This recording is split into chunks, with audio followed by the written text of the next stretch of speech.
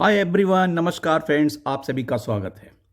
Friends, bankers के pension updation के बारे में रोज नई कोई ना कोई समाचार आते हैं और इस समय एक हमारे एक्स बैंकर श्री आर के जैन साहब ने एक राइटअप या एक पत्र सारे सेलिब्रिटीज को जो भी इससे एसोसिएटेड हैं उनको लिखा है।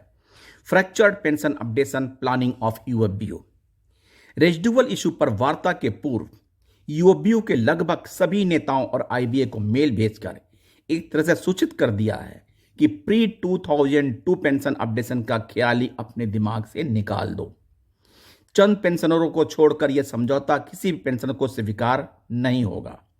यूओबीओ की यह सोच के पीछे पेंशनरों को बांटने और उसमें फूट डालने और इन्हें आपस में लड़वाने की मंशा को बू आ रही है। जैन साहब ने लिखा, पिछली बार की तरह इस बार भी ज्वाइंट नोट के लिए आईबीए यदि यूओबीओ को स्केल 3 तक ही वेतन में सुधार और केवल स्केल 3 तक के अधिकारियों के वेतन के संबंध में वार्ता करने की बात कहेगी तो क्या एएफबीओ स्वीकार कर लेगी? यूओबीओ यदि आईबीए के इस प्रस्ताव को स्वीकार कर लेगी तो पेंशन कम्युनिटी भी प्री 2002 तक पेंशन अपडेशन को सहर्ष स्वीकार कर लेगी।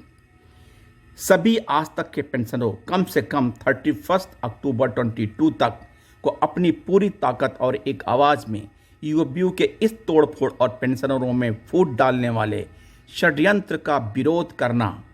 टुकड़ों टुकड़ों में पेंशन सुधार अपडेशन किसी भी कीमत पर किसी भी हालत में पेंशनर को स्वीकार नहीं है, ना भविष्य में स्वीकार होगा।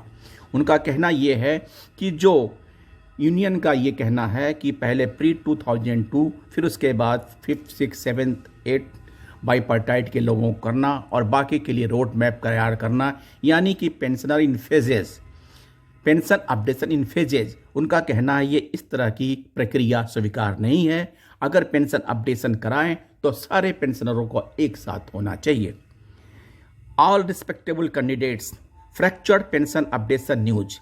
इन दिनों 2002 से पूर्व रिटायरीज के पेंशन अपडेशन सुधार का मुद्दा तूल पकड़ता जा रहा है।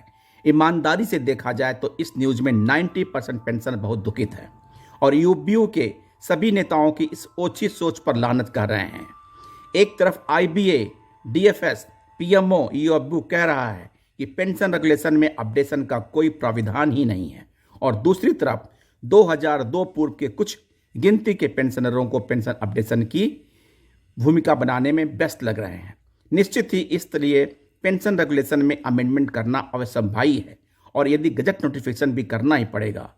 जब अमेंडमेंट करना ही है तो सीधे सीधे आरबीआई फॉर्मूले पर अमल क्यों नहीं करते, क्योंकि हमारा पेंशन रेगुलेशन और आरबीआई का पेंशन रेगुलेशन 100% एक जैसा ही है।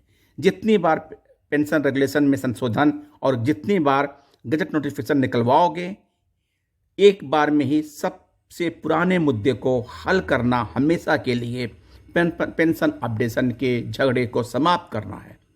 लग रहा है न कोई खाता और न बही, जो सीएचबी साहब कहें वही सही।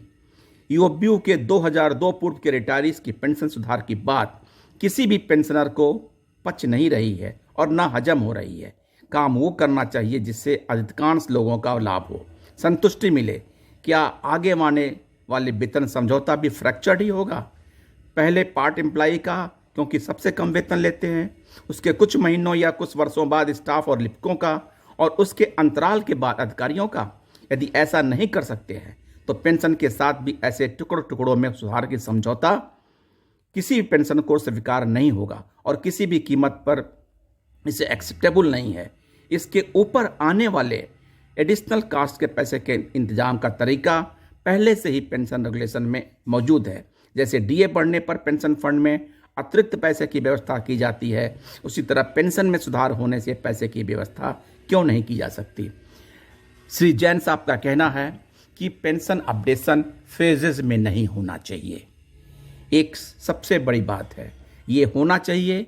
अगर अमेंडमेंट पेंशन रेगुलेशन में होना है तो एक साथ होना चाहिए और जो भी पेंशनर इस समय मौजूद हैं वो के पूरे इस प्रक्रिया में, इस प्रोसेस में कवर्ड होने चाहिए। थैंक यू फ्रेंड्स, नमस्कार।